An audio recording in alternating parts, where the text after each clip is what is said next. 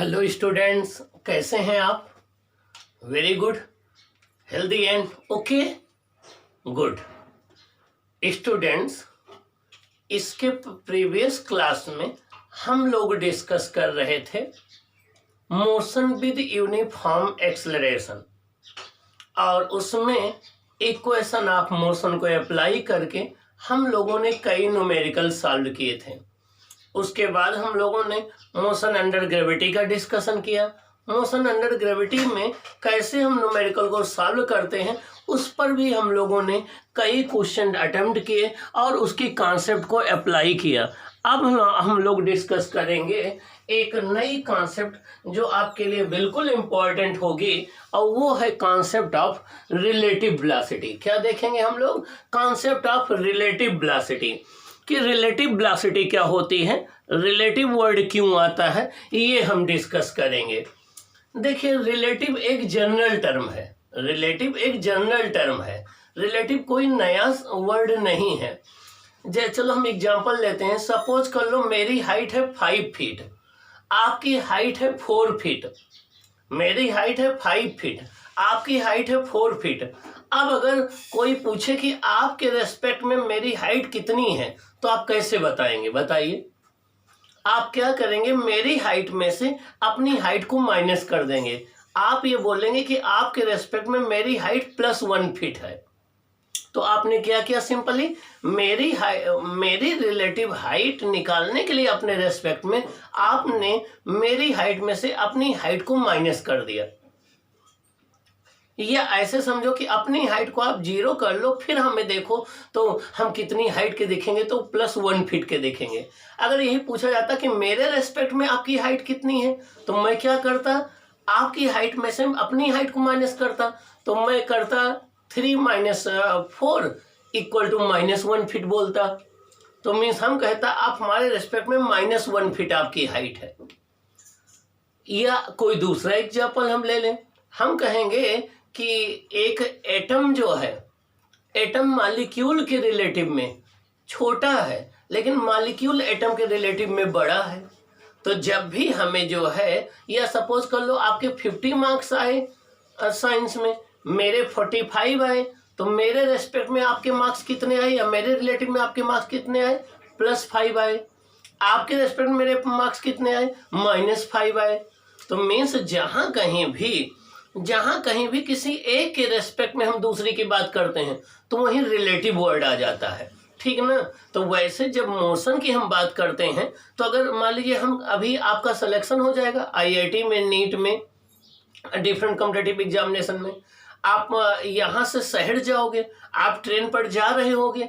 जब आप ट्रेन पर जा रहे होगे, ट्रेन पर बैठे होगे, और आप अपनी ट्रेन पर से दूसरी ट्रेन को देखोगे आप, तो अगर दूसरी ट्रेन आपके अपोजिट में आ रही है, तो वो आपको बहुत जल्दी क्रॉस कर जाएगी। और अगर वो आपके साथ चल रही है, तो वो देर में आपको क्रॉस करेगी। या अगर आप अपने ट्रेन पर लेटे हो और लेट करके देखो, अगर पास वाली ट्रेन चलेगी, तो ऐसा लगेगा कि आपको मेरी ट्रेन चली, या आपकी ट्रेन चलेगी तो ऐसा लगेगा पास वाली ट्रेन चली। तो मीन्स ये क्या है? रिलेटिव की वजह से है। तो जहां कहीं भी एक बॉडी मोशन में हो और दूसरी बॉडी भी मोशन में हो, अब पहली वाली बॉडी दूसरी को ऑब्जर्व करे, तो दूसरी की पोजीशन किस रेट से चेंज हो रही है, तो वहाँ रिलेटिव वेलोसिटी की कॉन्सेप्ट आती है। तो अगर आप अपनी ट्रेन पर से दूसरे की ट्रेन को देख रहे हो, तो वहाँ जो उसकी आपको वेलोसिटी दिखेगी वो रिलेटिव वेलोसिटी दिखेगी। आप अपनी ट्रेन पर से दूसरे को ऑब्जर्व कर रहे हो, तो जो उसका डिस्प्लेसमेंट दिखेगा, रिलेटिव डिस्प्लेसमेंट दिखेगा। तो जहां कहीं भी हम एक ऑब्जेक्ट पर खड़े होकर के उसके रेस्पेक्ट में दूसरे ऑब्जेक्ट की स्टडी करते हैं, तो वहां पर हम जो है रिलेटिव वर्ड का यूज करते हैं। किसका यूज करते हैं? रिलेटिव वर्ड का यूज करते हैं। और 9th में आप लोगों ने स्टडी किया होगा कि there is no absolute motion, there is no absolute rest. ना तो कोई एब्सोल्यूट मोशन होती है, ना तो कोई एब्सोल्यूट रेस्ट होती है। इसका मतलब पूरी दुनिया में कोई ऐसी ऑब्जेक्ट नहीं जो सबके रेस्पेक्ट में मोशन में हो, ना कोई ऑब्जेक्ट है जो सबके रेस्पेक्ट में रेस्ट में हो। हाँ, किसी एक के रेस्पेक्ट में रेस्ट में है, किसी दूसरे के रेस्पेक्ट में मोशन में है। तो रेस्ट और मोशन ये दोनों रिलेटिव वर्ड है।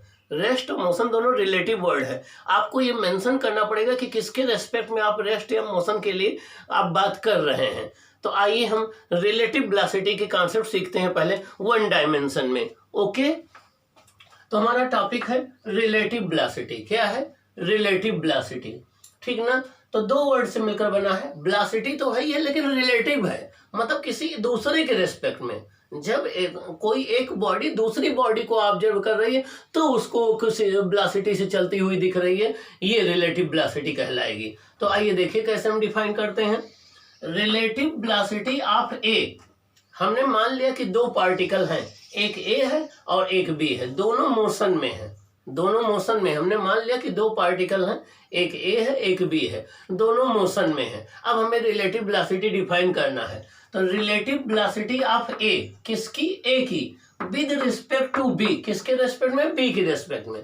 ए की रिलेटिव वेलोसिटी बी के रेस्पेक्ट में is defined as the velocity with which A appears to move to B if B is considered to be at rest। मतलब क्या हुआ? Relative velocity of A with respect to B is defined as the velocity with which A appears to move to B if B is considered to be at rest। अगर A और B दोनों motion में है, A और B दोनों motion में है, अब बी जो है अपने को रेस्ट में मान ले, और अपने को रेस्ट में मान के जो ए को ऑब्जर्व करे तो ए को उसकी जो वेलोसिटी दिखेगी वो ए की रिलेटिव वेलोसिटी कहलाएगी बी के रेस्पेक्ट में। तो यहाँ कहा जा रहा है कि ए की रिलेटिव वेलोसिटी बी के रेस्पेक्ट में वो वेलोसिटी होगी जिस वेलोसिटी से ए जो है बी को चलता हुआ दिखेगा जब बी अपने को रेस्ट में मान ले। फिर से सुन लो, ए की रिलेटिव वेलोसिटी बी के रेस्पेक्ट में जो होगी वो वेलोसिटी होगी जिस वेलोसिटी से ए जो है बी को चलता हुआ दिखेगा जब बी अपने को रेस्ट में मान ले। क्या मान ले? रेस्ट में मान ले। तो वही यहाँ पर लिखा गया है कि ए की रिलेटिव वेलोसिटी बी के रेस्पेक्ट में वो वेलोसिटी होगी जिस वेलोसिटी से ए जो है बी को मूव करता हुआ अपीयर होगा। कब? जब बी अपने को रेस्ट में मान ले। अब इसको हम एग्जाम्पल के थ्रू समझते हैं। सपोज कर लो आपकी ट्रेन जा रही है 40 किलोमीटर पर आवर से, और उसी डायरेक्शन में अगली ट्रेन जा रही है 50 किलोमीटर पर आवर से, ठीक ना। वो जा रही है 50 किलोमीटर पर आवर से और आपकी जा रही है 40 किलोमीटर पर आवर से। 50 किलोमीटर वाली ट्रेन को आप ए मान लो और अपनी ट्रेन को बी मान लो। अब आपसे कहा जाए कि आपको वो ट्रेन किस स्पीड से चलती दिखेगी, तो आपको वो ट्रेन 10 किलोमीटर पर आवर से चलती हुई दिखेगी। तो आपने क्या किया? आपने अपनी वेलोसिटी में से उसकी वेलोसिटी को माइनस कर दिया, तो आपने अपने को रेस्ट में ला लिया। अर्थात आप अपने को रेस्ट में मान लो, तो आप अगर रेस्ट में आ जाओ तो वो आपको ट्रेन 10 किलोमीटर पर आवर से चलती हुई फील होगी। तो वही मैं बोल रहा हूँ कि अगर एक कोई पार्टिकल ए है और एक बी है, दोनों मोशन में है, दोनों मोशन में है, तो अब ए की रिलेटिव वेलोसिटी बी के रेस्पेक्ट में वो वेलोसिटी होगी जिस वेलोसिटी से ए जो है वो बी को चलता हुआ दिखेगा जब बी अपने को रेस्ट में ला ले। ओके, ये इसको आइए हम दूसरे शब्दों में डिफाइन करते हैं। In other words, it is the velocity with which A appears to move as seen by B considering itself at rest। ये आप ऐसे कह सकते हो कि A की रिलेटिव वेलोसिटी B के रेस्पेक्ट में वो वेलोसिटी होगी जिस वेलोसिटी से A जो है वो B को चलता हुआ दिखे जब B अपने को रेस्ट में मान ले। ओके ओके, ये तो रही रिलेटिव वेलोसिटी की डिफिनेशन। तो कैसे याद कर, हम आपको बता दें, अगर ए और बी दोनों मोशन में है और आपको ए की वेलोसिटी बी के रेस्पेक्ट में निकालनी है, तो ए की वेलोसिटी बी के रेस्पेक्ट में, जिसके रेस्पेक्ट में निकालनी होती है हमेशा उसको माइनस करते हैं, उसको रेस्ट में ला देते हैं। तो ये हो जाएगा V A minus B B, means B को आपने रेस्ट में मान लिया। अब ए जो है वो बी को देखने पर ए जिस वेलोसिटी चलता हुआ दिखेगा वो ए की रिलेटिव वेलोसिटी कहलाएगी बी के रेस्पेक्ट में। अब इसका उल्टा बोल दो, अगर आप कहते हो अब आप कहते हो बी की वेलोसिटी ए के रेस्पेक्ट में क्या होगी, तो अब आप ए को रेस्ट में मान लो, ए को बी जिस वेलोसिटी से चलता हुआ दिखेगा वो बी की रिलेटिव वेलोसिटी हो जाएगी ए के रेस्पेक्ट में। ओके, आइए हम देखते हैं कि कैसे वन डायमेंशन में इसको स्टडी करें। Relative motion along a straight line. अब हम एक स्ट्रेट लाइन में वन डायमेंशनल मोशन में रिलेटिव मोशन की बात कर रहे हैं। देखिए ओ ये रेफरेंस पॉइंट है या ओरिजिन है, ओ को हमने रेफरेंस पॉइंट या ओरिजिन ले लिया, राइट डायरेक्शन को हमने प्लस ले लिया, लेफ्ट डायरेक्शन को हमने माइनस ले लिया। ओके, अब ये देखिए किसी टाइम टी पर ए की पोजीशन एक्स ए है, किसी टाइम पर बी की पोजीशन एक्स बी है। अब जब बी के रेस्पेक्ट में ए की पोजीशन कितनी होगी, बी के रेस्पेक्ट में ए की पोजीशन क्या होगी, ए की पोजीशन में से बी की पोजीशन को माइनस कर दें, बी के रेस्पेक्ट में ए की पोजीशन जो होगी वो ये हो जाएगी आपकी। देखिए ओ के रेस्पेक्ट में ए की पोजीशन एक्स ए है, ओ के रेस्पेक्ट में बी की पोजीशन देखिए एक्स बी है। अब बी के रेस्पेक्ट में ए की पोजीशन बोलेंगे तो ये वाली डिस्टेंस होगी, तो हम ए वाले में से बी को माइनस कर दें। तो आइए देखिए रिलेटिव पोजीशन की बात करें तो ए की रिलेटिव पोजीशन बी के रेस्पेक्ट में, जिसकी रिलेटिव पोजीशन बोला जाता है उसका नाम पहले आता है, जिसके रेस्पेक्ट में कहा जाता है वो बाद में आता है, और जिसके रेस्पेक्ट में कहा जाता है वो हमेशा माइनस में जाता है, जिसके रेस्पेक्ट में कहा जाता है वो हमेशा माइनस में जाता है। तो ए की रिलेटिव पोजीशन बी के रेस्पेक्ट में हो जाएगा x a minus x b, ए की रिलेटिव पोजीशन बी के रेस्पेक्ट में हो जाएगा x a minus x B. अब हम रिलेटिव वेलोसिटी की बात करें तो इसको डिफरेंशिएट कर दें बोथ साइड में, क्योंकि डिस्प्लेसमेंट को डिफरेंशिएट करने पर वेलोसिटी आ जाती है। तो हो जाएगा d over d t x a B equal to d over d t x a minus d over d t x b आ जाएगा। ये आपका हो जाएगा वी ए बी, ए की रिलेटिव वेलोसिटी बी के रेस्पेक्ट में, ये हो जाएगा वी ए, ये हो जाएगा वी बी। तो देखिए हमने क्या किया, ए की रिलेटिव वेलोसिटी बी के रेस्पेक्ट में निकालने के लिए जिसकी निकालना है उसको पहले लिख लिया, जिसके रेस्पेक्ट में निकालना है उसको माइनस करके बाद में लिख दिया। अब अगर हम b की पोजीशन a के रेस्पेक्ट में कहें तो क्या हो जाएगा, b में से a माइनस हो जाएगा। अब फिर हम इसकी रिलेटिव वेलोसिटी निकालना चाहें तो d over d t x b a हो जाएगा d over d t x b minus d over d t x a. इसका मतलब b की रिलेटिव वेलोसिटी a के रेस्पेक्ट में जो होगी वो b की रिलेटिव वेलोसिटी में से a की रिलेटिव वेलोसिटी को माइनस कर दीजिए। अब आप यहाँ b की रिलेटिव वेलोसिटी निकालना है तो पहले आया है, a के रेस्पेक्ट निकालना है तो वो बाद में आया है, तो हो जाएगा B B minus B a हो जाएगा। क्या हो जाएगा, we B minus B a हो जाएगा। अब आप देखिए यहाँ पर ये आपका a है, ये आपका a है, ये b है, ये पॉजिटिव डायरेक्शन है, ये वी ए वेलोसिटी से जा रहा है, ये आपका वी बी वेलोसिटी से जा रहा है। अब अगर हम a की रिलेटिव वेलोसिटी b के रेस्पेक्ट में निकालेंगे तो b क्या करेगा, अपने को रेस्ट में मान लिया। देखिए b ने अपने को रेस्ट में मान लिया। अब b को ऐसा लगेगा कि a जो है वो va माइनस bb से चल रहा है राइट डायरेक्शन में। अब b को ये लगेगा कि a जो है va माइनस bb से चल रहा है राइट डायरेक्शन में।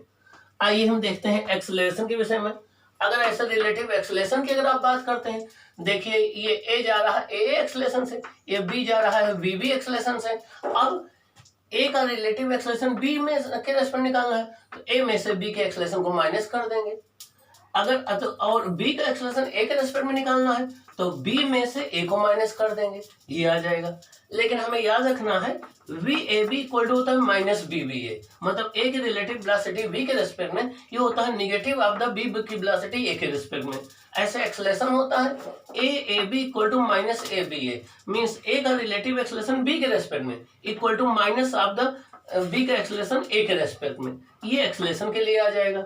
आइए अभी तक ये दोनों सेम डायरेक्शन में जा रहे थे, देखिए यहाँ भी ये दोनों सेम डायरेक्शन में जा रहे थे।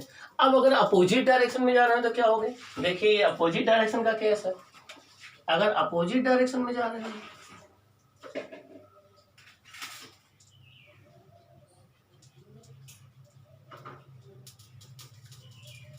अपोजिट डायरेक्शन में जा रहे हैं तो क्या करेंगे, इसके लिए पहले हम एक डायरेक्शन को पॉजिटिव ले लेते हैं, एक को निगेटिव ले लेते हैं। देखिए ये पॉजिटिव है, ये a जा रहा है वी ए वेलोसिटी से, ये निगेटिव है, ये जा रहा है वी बी वेलोसिटी से, ये प्लस है, ये माइनस है।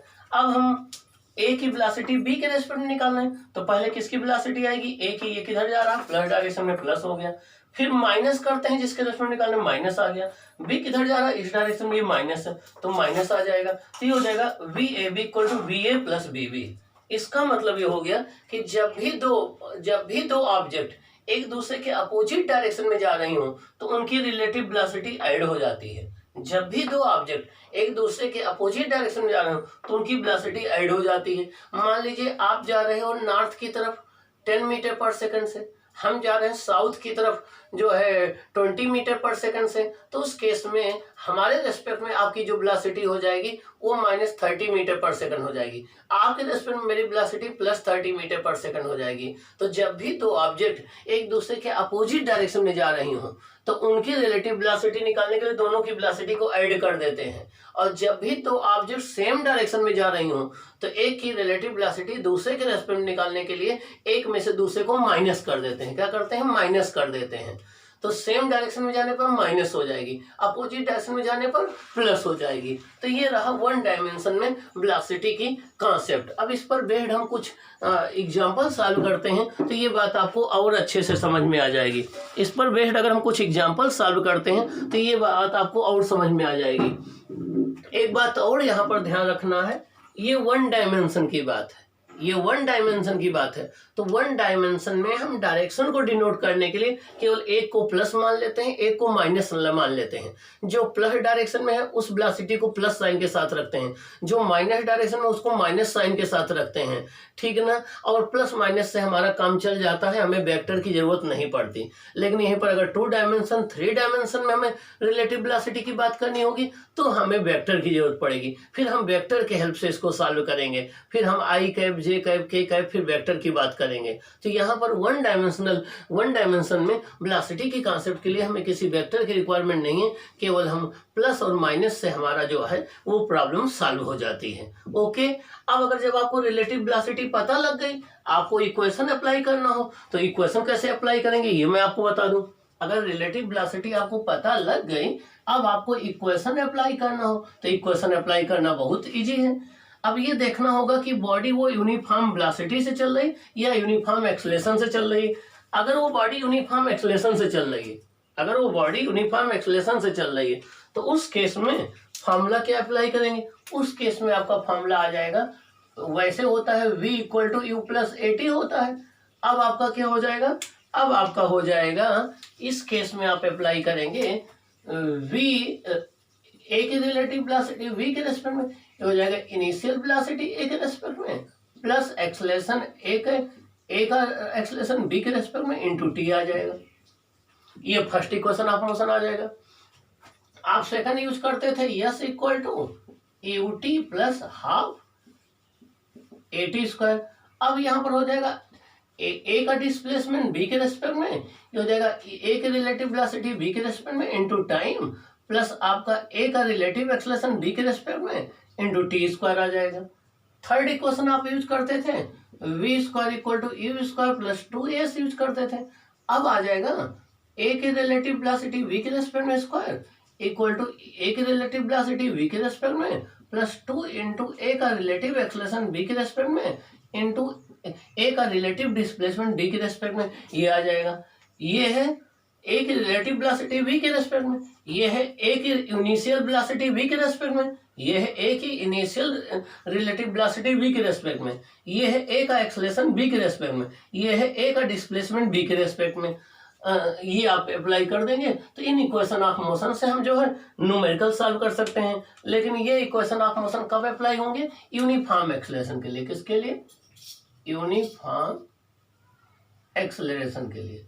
अगर बॉडी यूनिफॉर्म एक्सेलरेशन में जा रही है तो उस केस में आपके ये फॉर्मूले अप्लाई हो जाएंगे। फर्स्ट फार्मूला आपका ये आ जाएगा और सेकंड फार्मूला आपका ये आ जाएगा और थर्ड फार्मूला आपका जो है ये आ जाएगा रिलेटिव मोशन के लिए। लेकिन अगर बॉडी यूनिफॉर्म वेलोसिटी से जा रही तब तो एक्सेलरेशन 0 होगा।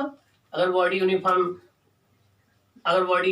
वेलोसिटी से जा रही, यूनिफॉर्म मोशन में, तो यूनिफॉर्म मोशन होगा तो एक्सेलरेशन 0 होगा। अब आप क्या अप्लाई करेंगे?